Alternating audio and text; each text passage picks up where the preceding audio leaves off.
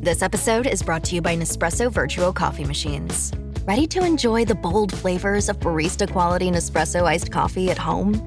Simply fill a glass with ice and press the brew button on your virtual pop machine to enjoy rich double espressos roasted to stand up even when chilled.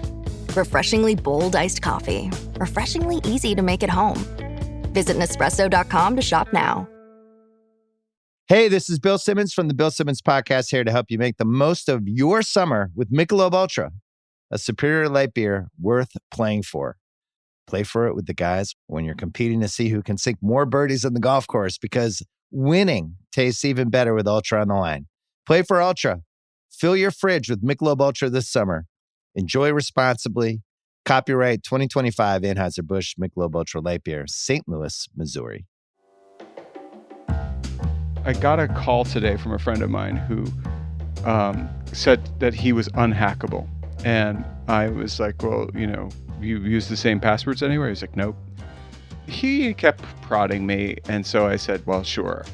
And I told him how, which is, what Travis, my nightmare, which is, I said, do you have a SIM code set up on your phone? And he said, no. Well, the SIM PIN code is the way in, right, Travis? Yep. That'd probably be the easiest way to do it, I would say. Which is how we got control of Adam's phone, which is why he's so quiet right now, because he can't get on this. I figured, once I did the 0000, I said, maybe that wasn't such a good idea. No, but that's the thing that's so interesting about it. When I talked to him today, I have just gotten a new phone, and I realized that I hadn't set up the SIM card PIN on this new phone. And then I had forgotten what the Verizon default password was, the PIN was. You know what it is? 1111? Yep. No. Mm-hmm. And do you know what? This is, Travis will like this one. And when I first set up my SIM card PIN code back in the day, I put in 1111, and that was what I was using the default PIN code for like 6 months until I realized I had to reset it. So, yeah, that's not a great idea. Yeah. That was when you were young and impressionable. That was last year, Adam. I don't know how young I was. No one is unhackable. Yes.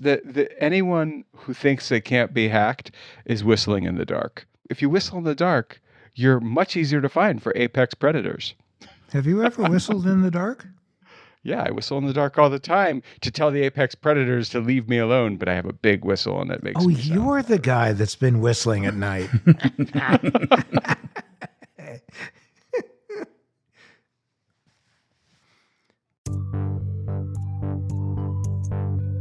Welcome to What the Hack, a show about hackers, scammers, and the people they go after. I'm Adam, Cyber Raccoon. I'm Beau, Cyber Flea. And I'm Travis, Cyber Trash Panda. It's the same thing, Travis. With a little bit of extra style. Today we're talking with information security executive, social scientist, and poker wizard, Tarah Wheeler.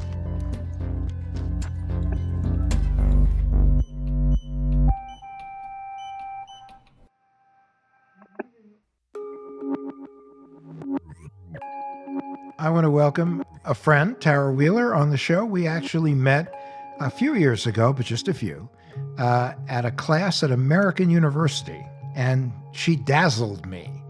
I just said that incredibly impressive, brilliant, funny, insightful cybersecurity wizard. I need to have this person on our show. Here we are. We have her on the show, and this is very exciting. It's a real joy to be here. Thank you so very much. Welcome.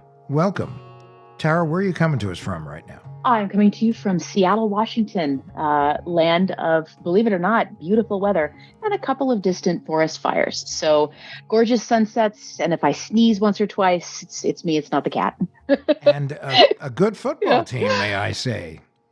So if we're going to talk about Russell Wilson, then we need to have a whole different conversation right now. I've got some corn nuts downstairs, and I definitely need to have more beer to begin the conversation. But if I could just say that I think Seattle's decision-making process has been very fine-tuned over the last 3 to 4 years. I'm not hating the path the team is taking right now, which is something I think many people throughout the lives of being a Seahawks fan cannot really say over the course of multiple years at a time, but I'm pretty okay with it.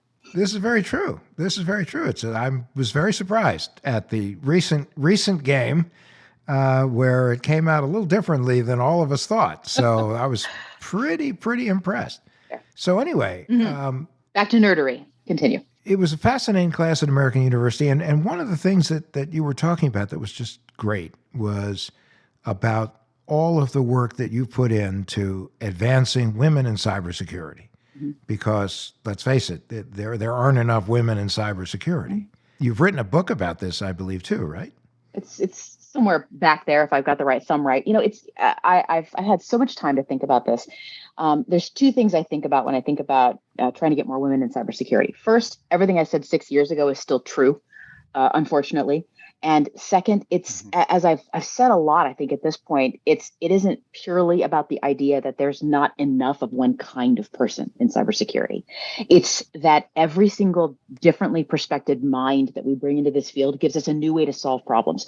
And closing ourselves down to the opportunity to listen to and learn from new people makes cybersecurity actively a worse field to be in. And sometimes it's not a pleasant experience to make your mind stretch enough to encompass someone else's experiences, but I've never regretted having my mind stretched out to understand a new perspective. And it's always given me a way to see things differently. So it's about welcoming everyone, not a specific kind of person, but understanding that some kinds of people are less welcome in the industry.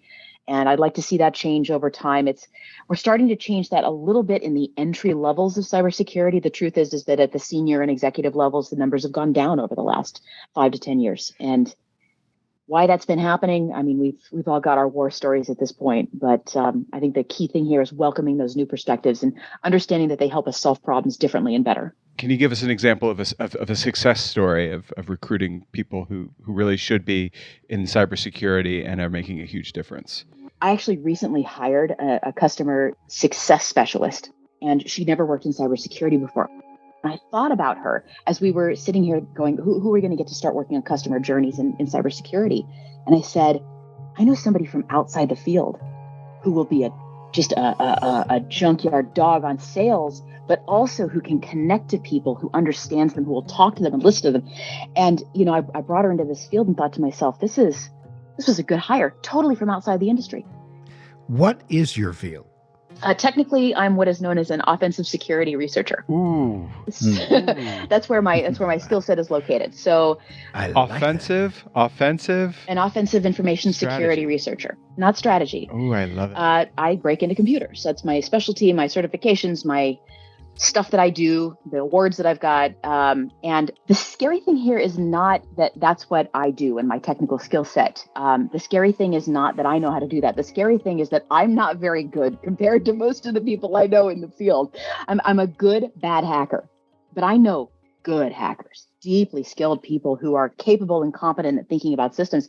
And I love taking puzzles apart and learning. So it's a great place to be in terms of a technical specialty.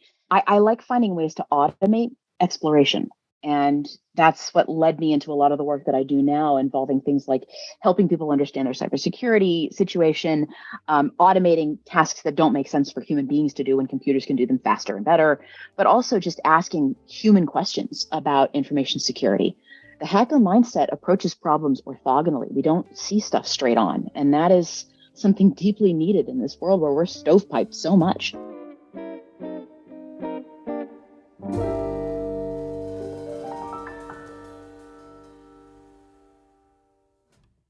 USAA knows dynamic duos can save the day, like superheroes and sidekicks, or auto and home insurance. With USAA, you can bundle your auto and home and save up to 10%. Visit USAA.com/bundle. Bundle savings are off total premium, not available in all states or in all situations. To qualify, auto policy must be active prior to property policy issue. Subject to change. Restrictions apply. Membership eligibility and product restrictions apply and are subject to change. USAA means United Services Automobile Association and its affiliates, San Antonio, Texas. With a major selection of the looks your kiddos love, starting at just $4 in the Walmart app, a new school year means a stylish new them. Who knew? Find skater skirts and Crocs that say, I'm casual but cool. Sparkly sneakers that say, it's my classroom. you're just learning in it.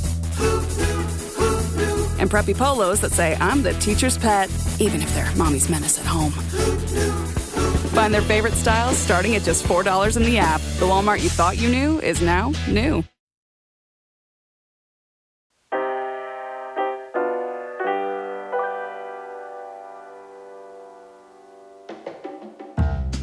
When you look at the cybersecurity landscape, are there any particular people that you say, wow, I mean, that is a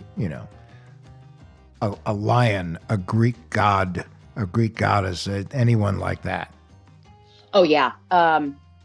Just this morning, I was sitting up straight in my chair listening to Mudge give his testimony in front of Congress. I don't know if you've had a chance to listen to that, but that was today, at least as we're recording this now. So I was listening to Mudge today give that testimony, and he makes me proud to be in this industry. He is a flag-waving patriot, and he did something that was incredibly hard and personally expensive, and he gave up, money and power to do the right thing.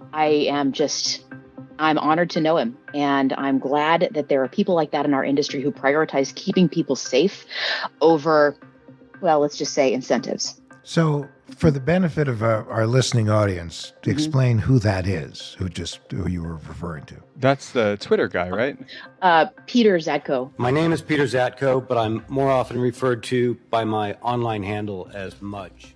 His hacker handle is Mudge, is someone who spent 30 years keeping people safe in and out of government, as originally a member of a hacker collective known as Loft in Boston. I appear before you today to answer questions about information I submitted in written disclosures about cybersecurity concerns I observed while working at Twitter. He comes out of a tradition of as ethically and as in as coordinated a fashion as possible, revealing vulnerabilities to the public and forcing companies to fix things when people aren't safe as a result of those choices.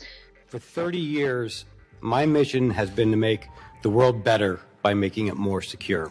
He ran programs at DARPA where he was the person who helped issue small grants and bring people who could solve technical problems into government to solve those problems for the U.S. And then spent some quality time upgrading security systems and running security programs at some major U.S. companies like Stripe. Then became the chief security officer at Twitter in 2020 and was there to start addressing some of the major security issues at Twitter. And it looks very much from the testimony that he's given, from the things that we've now heard in multiple serious stories, that there were some requests made of him and some pressures placed upon him to do unethical things and to hide the severity of some of the lack of compliance with prior FTC directives and US directives, as well as some requests to flatly commit felonies. What I discovered when I joined Twitter was that this enormously influential company was over a decade behind industry security standards. The company's cybersecurity failures make it vulnerable to exploitation, causing real harm to real people. Well, but he was also just roundly ignored by this top brass, no? I would say he was ignored, and when he wouldn't be ignored anymore, he was told to shut up, and when he wouldn't shut up, and so I admire that. They invited an inconvenient truth factory into their midst, and then they didn't like the inconvenient truths that he had to tell them. Exactly. This was that moment so many of us spent this morning watching this, going, this is all of the times that we were never allowed to say what was actually happening, where our contracts kept us silent, where a fear of prosecution or litigation kept us quiet for the sake of our families instead of telling what was actually happening inside companies. All the times anyone's ever been silenced because they brought up an inconvenient truth about internal information security, we're watching this just popcorn. So you mentioned that you think a lot about how to automate security, or put another way, maybe how to build in processes or checklists to mitigate risks. For our listeners, do you have any stories or advice or things a layperson can do to add these systems to their own life?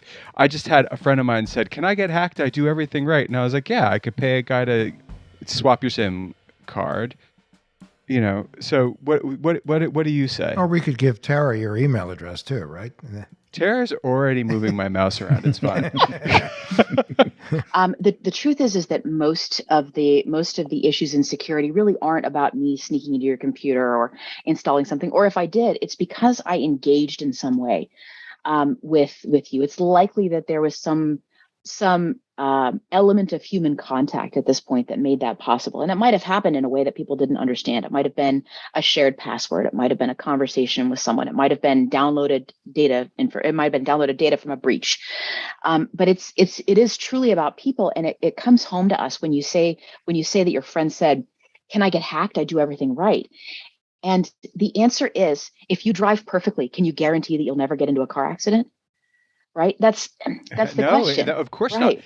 It comes down to the basic reality that accidents can and will happen. So what does your plan look like for avoiding them as best as you can and dealing with them when they do? Right. I believe you're an advocate of checklists, right? I am. And so you can have external failures. You can have someone else crash into you. You can have something go wrong with the car, right? Like there's no way to encapsulate everything that can go wrong.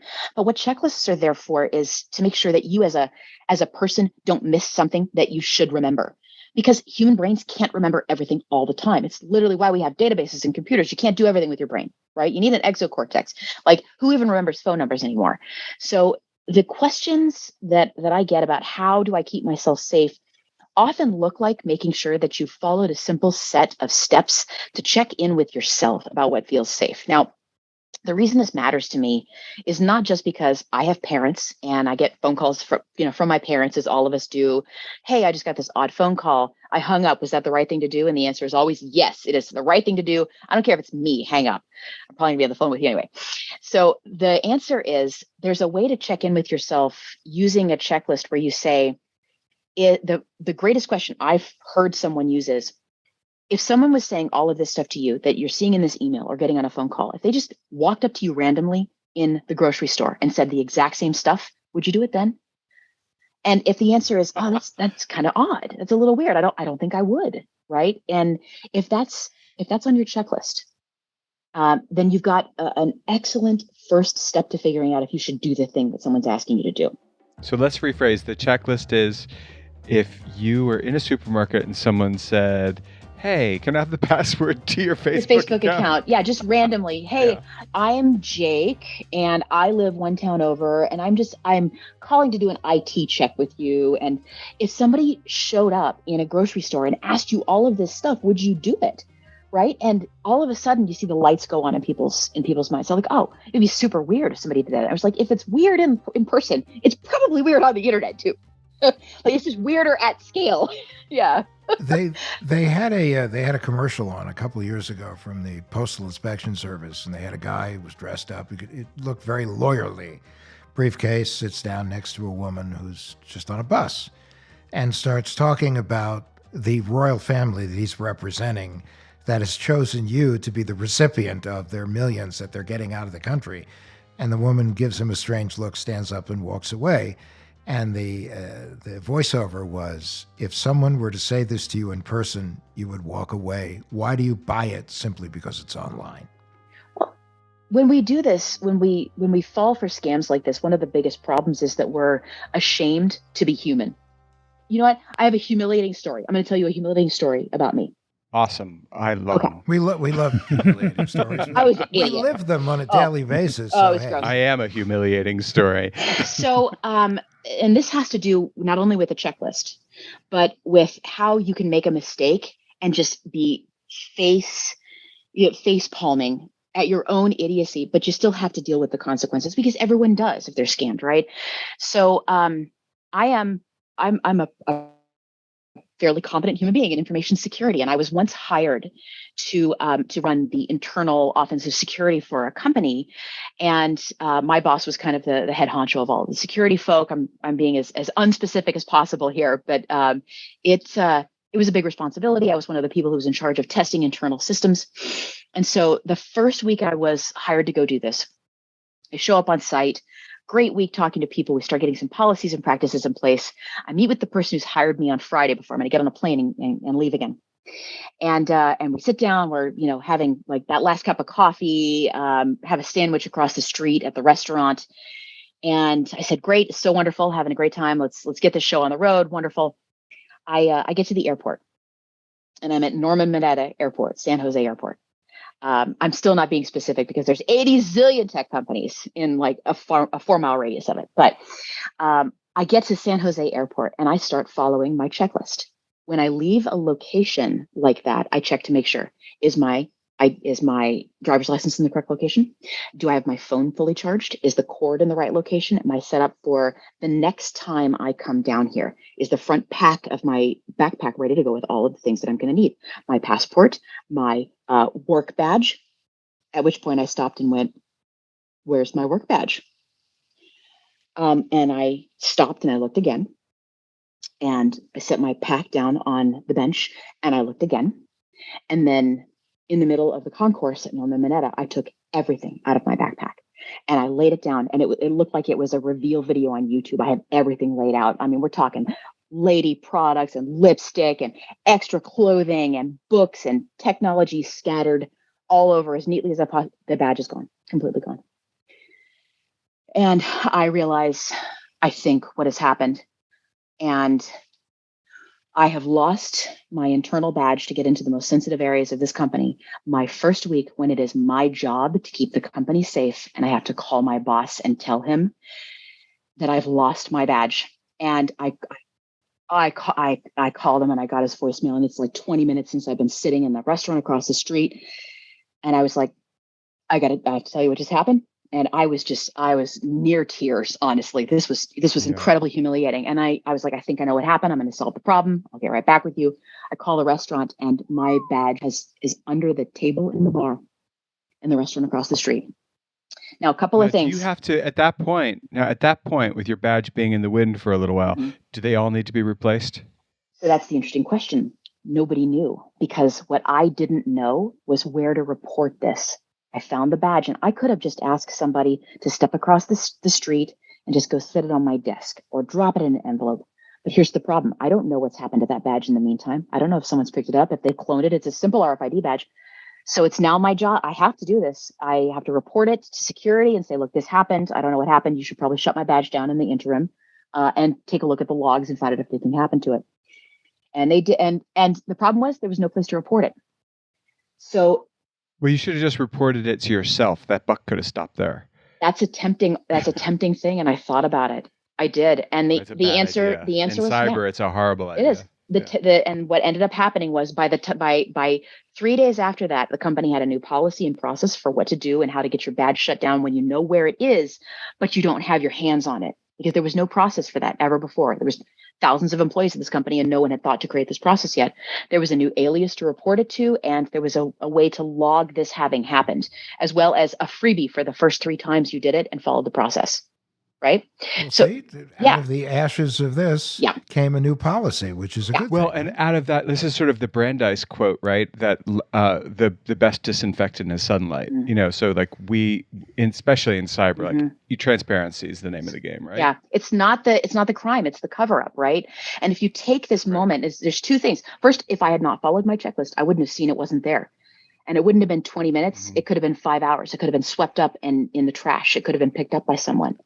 Right, in that restaurant with my name and picture and company on it across the street that would have booped anybody into the building. Here's the interesting thing. You've made a lot of analogies to flight and pilot and checklist. Mm-hmm. Is it really that complicated? The reason a checklist exists is to trigger your mind to solve a problem systematically, to cover as many things as you can. And a checklist in absence of understanding why that thing exists is meaningless. Here, let me give you an example. Hang on. Here, excellent one. Okay. So I'm a Cessna pilot. This is a Cessna 172, and it's a carbureted plane. Okay. You see these red things that are on here? All these red items over here, right? Yeah, that's where Jesus talks. It's definitely where Jesus talks. These are the memory items for emergency actions in flight. It's not a question of whether or not you can just follow the checklist. You have to understand why this is happening. When this says something like vents, cabin, heat, and air off, right? the reason you're doing that is to prevent smoke from entering the cabin, right? And the reason that you would open the vents cabin and fire and heat if the fire is out is because you're trying to get oxygen back into the cabin again. If you don't understand why that's happening and you just mechanically do it in a row, you're not actually solving the problem of you being safe and extinguishing a fire in flight, right? What you're doing is just flipping switches. For our listeners, they should know that you were holding up a laminated card that had a lot of writing on it. Yeah. But again, this writing is critical to your safety. Yes, So therefore, it's important. It's almost like in the scene from the new Top Gun Maverick. Oh, I he love walks it. in with the book talking about the F-14, and he goes, "Well, you already know everything in this book." So he throws it in the trash can, and the admiral almost has a heart attack. Because, oftentimes it's not about what's in the book. It's about how much do you remember is in the book, how you interpret it, and, an in-depth understanding, not just memorizing, but understanding what it is, why and what. Yeah, so the checklist is sort of, it's nuanced, but it is the complications we're talking about when, you say, is it really that complicated? The complicated part is life. Yeah. Life is happening. You're somewhere, you drop your badge, a bird flies across your path. Mm-hmm. That's the complication. And so the checklist is like, I'm leaving the house. I have a caterwauling cat, a dog that wants to eat the cat, a child that's hungry, and an appointment I'm late for. Do I have everything? A checklist comes in handy. Mm-hmm. It's not just that it comes in handy. It's that we trick ourselves. We trick ourselves into thinking we've done what we need to do. And a checklist gives us that moment and that excuse to do not only the right thing, but to step back and say, I think I did everything right. I'm just going to go and make sure. And if you have those checklist items for yourself when it comes to things like cyber scams, things like if someone said this to me in a grocery store, would I think it's a good idea? Am I about to be talked into revealing something that I've been told never to give over the phone? Like the 2-factor code that was just sent to me in a text message. Someone calls me up and says, can you just read that off to me? If you've been told that you're not supposed to do that, but somehow you think it's a good idea this time, and you look at your checklist, and it may just be a 2-item checklist, nothing other than don't talk to strange people on the phone. And if I think this was a bad idea in person, I probably shouldn't click yes in an email either. That's going to save you from 90% of what's wrong in the world, honestly, on the internet. And if you look at that, you're like, oh, I want to make an exception to that just this one time. Just ask yourself this question. Make the third thing on your checklist to stop doing this thing right now, get a call back or get a check from someone else, and just don't do it for 15 minutes. Just don't do it for 15 minutes. Get off the call, revisit it in 15 minutes. If you still think it's a great idea, 15 minutes from now, after having talked to somebody who's a smart person, who's there with you, if you've got just some check, stop and ask yourself, if someone's trying to make you do this and you've got, and you say, I just want 15 minutes to think about it. And they say, oh no, I need it right now. That should be a giant warning sign. That is a screaming alarm. You gotta develop a pause. Exactly. Pause. Yeah. Yeah, there's nothing that has to get done that fast, honestly. And again, this is not a metaphorical checklist. This is a well thought out, adapting, evolving list. That said, does this help us not be tricked by threat actors? No. No, it doesn't. I mean, like it helps you stop yourself from most attacks, but nothing ever stops everything. You must accept that sometimes you will lose. Sometimes you'll be hacked. I will lose. I have been hacked repeatedly. And the answer is that a lot of the stuff I've learned, I had to learn the very hard way. It's kind of funny. I do a lot of this stuff that it seems kind of cool, right? Hacking things, flying planes, riding motorcycles, playing poker. I do a lot of this stuff, but the truth is that almost everything I'm doing, such a boring, calm life. But it is though. That's the point. Half of what I'm doing is filling out safety equipment checks, or I'm sitting there like counting and doing odds calculations in my head. There's almost everything I'm doing is actually counting cards. I said counting odds. I did not say counting cards. Not that. Oh, sorry. Apologies. Yeah. And that's for blackjack. I see a future anyway. of you getting kicked out of casino. I don't get kicked out. Card counting person. That's for blackjack. Card counting in poker is not only expected, it's an advantage because you should know how many cards are in the deck. You should understand how many outs you have coming up. You should be able to make guesses about what someone else has and then do your I own can't odds. count, Tara. I should not do any of these things. I make lots of guesses when I play poker, which is how much am I going to lose? How fast? That's basically my big guess. But that's it right there, right? Like you understand, I think intellectually, people understand intellectually that they're going to win some and lose some in poker. And that the idea is that over time you make a series of small decisions that incrementally over time not only improve, but lead to a slight winning edge. And people who like that, who like the stringent mental discipline of making small correct decisions, even when they don't pay off in that moment, and can then step to the next decision and still make a good one when they're angry or frustrated over the outcome of the previous one. That's what makes a poker player. That's what makes somebody who makes small, good decisions over time, right? It's not supposed to be exciting, right? A lot of this stuff is not supposed to be exciting. It's been romanticized, but the truth is you cannot solve for everything. You're going to lose in poker. You're going to fall over on your motorcycle. Something's going to go wrong in a plane. You're going to get hacked. And the question is just, have you mitigated as much as you can? Have you made the checks on yourself that make you as safe as you can? And then, my God, go live your life. Go buy some clothes on the internet. Just check for as much of the safety stuff as we've taught you about as possible, right? Go live. You can't solve everything. But when you do buy that stuff online that you were looking at, don't just look at the transaction alert for that purchase. Yeah. Look at the ones that come right after it when the person at the counter stole your credit card number, because it counts as a hack. It does, yeah. We're constantly under siege, and you're right. Mm-hmm. Like, because of that, there's two things you can do. You can be a nervous wreck, or you can just accept it as natural as leaves falling from the trees and all. It is. Well, I think also that, and I think Tara can say this too, because we both have been involved in advising companies. My former company, that's a lot of what they did. And it's all about the fact that, look, at the end of the day, you can do everything right. But if somebody's on the wrong list at the wrong moment, the wrong person gains access, or somebody clicks the wrong link, something's going to happen. So it's not an issue of if it's going to happen. It's what have you done so that you can respond empathetically, urgently, transparently. Mm-hmm. So it's your defining moment is, yes, there is step one, which is how well do you protect the data? How well do you protect things that you have in certain ways a responsibility to protect.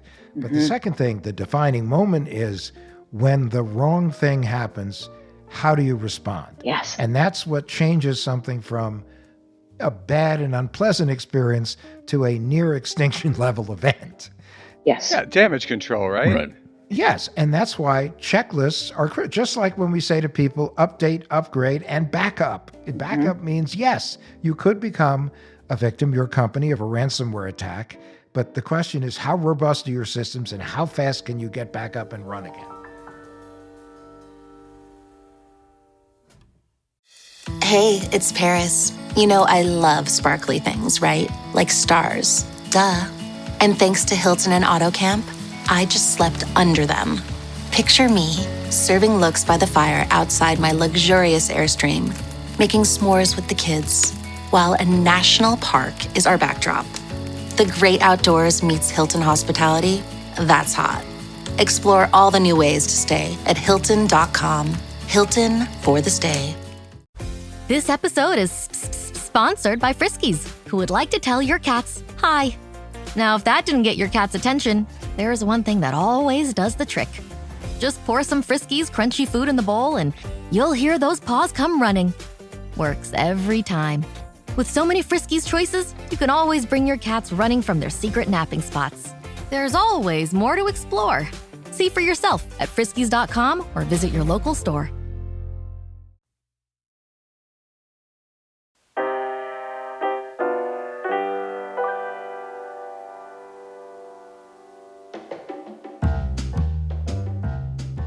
People who think that what's happening on the internet, the idea of crime and fraud happening on the internet, isn't real, are the same kind of people who would be appalled at the idea of committing mail fraud or calling someone up and trying to trick them out of their life savings or running, a psychic scam or something along those lines.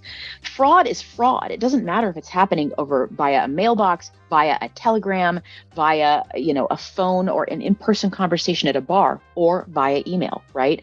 These are old human crimes just given a new pathway to your door. That's it. And so convincing people that if you had the sense to understand fraud when you were 20, ma, dad, if you had the sense to understand what fraud looks like then, just apply those same rules to what you're seeing here. You don't get to skip out on the responsibility you have to protect yourself because you think the internet's not real, right? I'm dealing with some of my own issues right now.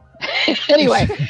Well, but just remember, every parent tells their kid, don't talk to strangers. Don't talk to strangers. And yet, with the internet, all of a sudden it's stranger. That's not a stranger. That person shares my interests. They're not strange, unless I'm strange. And people just have a tendency. People say people are strange. And you're a stranger. Strange. The other thing is like those strangers, the ones that are hackers, they're grooming you.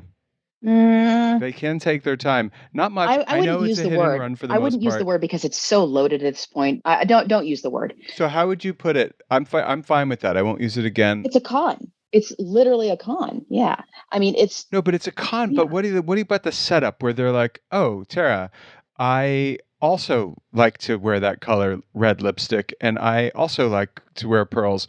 What a coincidence. We should be best friends. Beau in red lipstick. He looks great.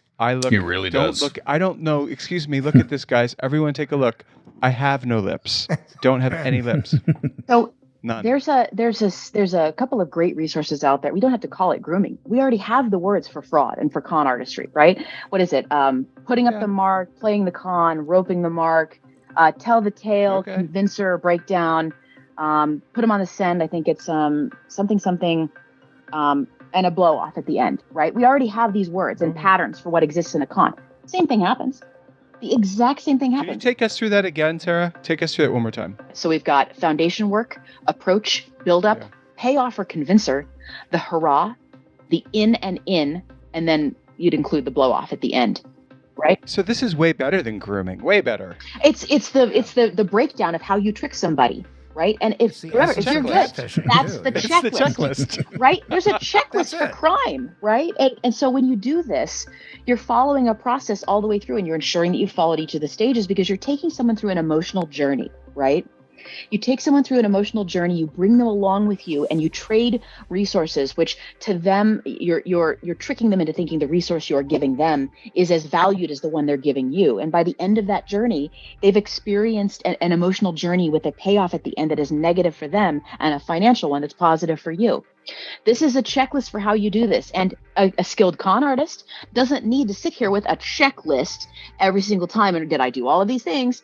Right. They know these things, but they may stop and sit back and ask themselves, are they succeeding? Did they skip any steps? Do they need to think about anything, build anything up a little bit more? Right. And the higher value the target, the more worthwhile it is to follow your process and get it right. And an artist will understand how much time to spend on each, what it means when you move to the next stage, what the greatest amount of benefit at each one of those stages are. That's an artist. That's someone skilled at something. And that's why I say you have to remember that somebody who is a hacker is not necessarily a computer criminal. It's a set of skills. You can use them for good or ill. I am a hacker, right? And a huge part of being a hacker is being a curious person who looks at things differently. That doesn't necessarily mean I have ethics. I like to think I do. Well, I like to think I've grown into some ethics over time. I didn't have them when I was a kid. How do you think I learned a lot of this stuff? But by the time I got here, I started realizing that this is about a set of skills that you can use. And I don't know what they tell you, but the greatest shepherd is not a sheepdog. It is a reformed wolf.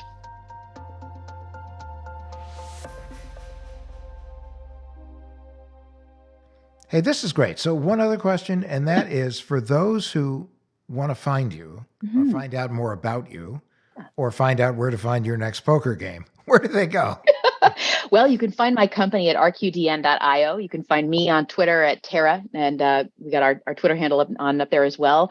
Where you can find me at the next poker game, look in about a month or so, I'll probably be at the Bellagio or the Aria. And then next May, June, come find me at the World Series of Poker. I'll be playing there with Dad again. So he and I go every year. He's a poker pro. So, but no, I look forward to hearing from folks. Please reach out at any time. And it's a great chance to be here. And wow, guys, it's been an amazing experience. Thank you so much. Thank you. Thank you so much for joining us. This was awesome.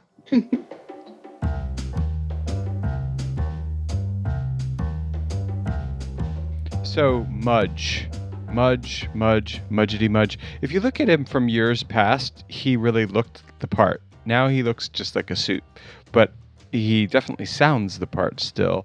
What the hell was Twitter thinking?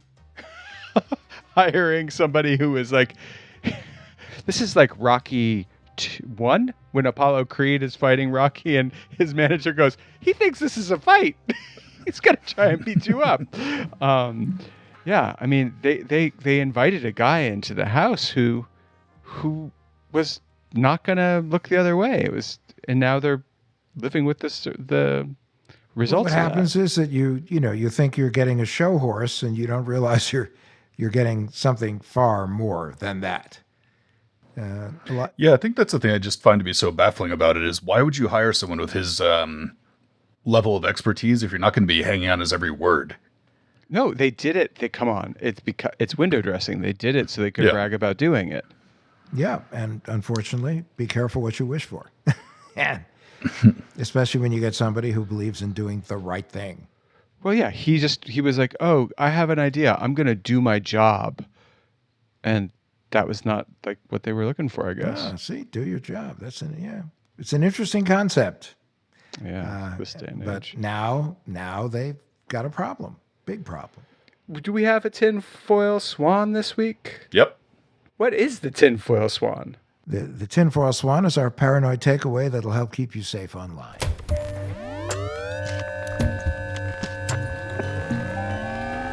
So this week, it has come to my attention, and I brought it up earlier, that people do not know how to set their SIM card pins.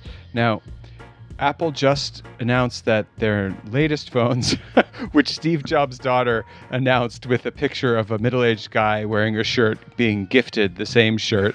And she said, like, there's no difference. There is a difference, and there's a major difference. And that difference is the SIM cards will no longer be physical cards. And that's great because they can't be swapped out. But most of us don't have that phone. Most of us are still dealing with the dangers of SIM swapping. You can protect your phone from SIM jacking attacks by assigning a PIN number to it. And so that means every time you restart your device or remove the SIM card will automatically be locked. So it's just an extra little method of protecting your phone and your cellular data. Okay, and Adam, why should we be worried about SIM swapping attacks? What's the big deal? Someone can steal your phone number. That's Okay. really it. That means they get your texts, they get your phone calls, and in particular, get you two-factor authentication. They get the keys to the castle, they get the keys to the kingdom, they get the keys to any particular part of your life, because most people think of Social Security number as the skeleton key. The truth is, your cell phone number has become the skeleton key because everybody has it. All right, so real quick, here's what you do. If you're using an iPhone and you want to protect your SIM card, you just go to settings, go to cellular, then you will see under cellular your SIM card PIN. Click on it. If you haven't set it up, it's going to ask you for the default SIM card PIN, which you can find online. If it's Verizon, that default PIN code is 1111. I know that because I just set mine up on my new phone. Now, once you do that, it'll ask you to set up a new PIN code. Set that up, it'll ask you to confirm it. Don't forget it, because you're going to need it every time you open your phone. And that's how you do it on an iPhone.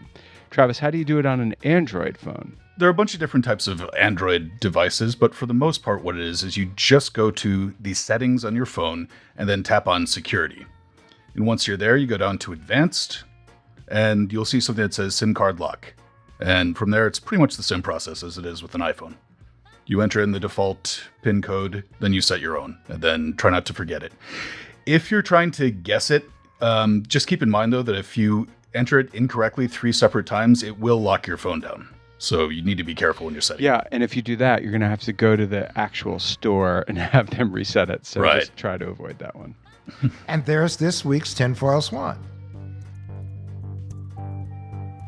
If you like the show, we hope you rate and review. It does help people find it, and we're always looking for new listeners. If you have a story you want to tell on the show, we'd love to hear it. And you can get to us through adamlevin.com. That's ADAMLEVIN.com. And there's a banner. It says, have a story, tell a story, something like that. Click, tell, come, talk. It'll be great. Thanks so much.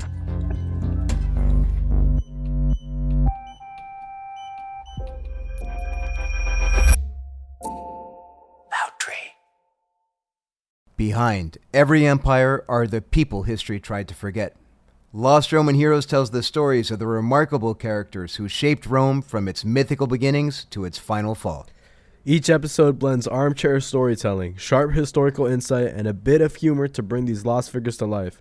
From generals to scientists, from rebels to empresses, from priests to politicians, these lost Roman heroes have one thing in common. They stood up for civilization when the bad guys threatened, and in doing so, they changed the course of human history. If you're into history that's vivid, surprising, and deeply human, this show's for you. Behind every great meal is a person with a story to tell. Hear them on Culinary Characters Unlocked, the podcast that reveals the lives behind the food. Hosted by me, David Page, Emmy Award-winning journalist and creator of Diners, Drive-Ins, and Dives, as I talk with everyone from culinary legends to mom-and-pop standouts about the creativity, grit, and passion that shape the food we love. Follow Culinary Characters Unlocked on Apple Podcasts, Spotify, or wherever you get your podcasts.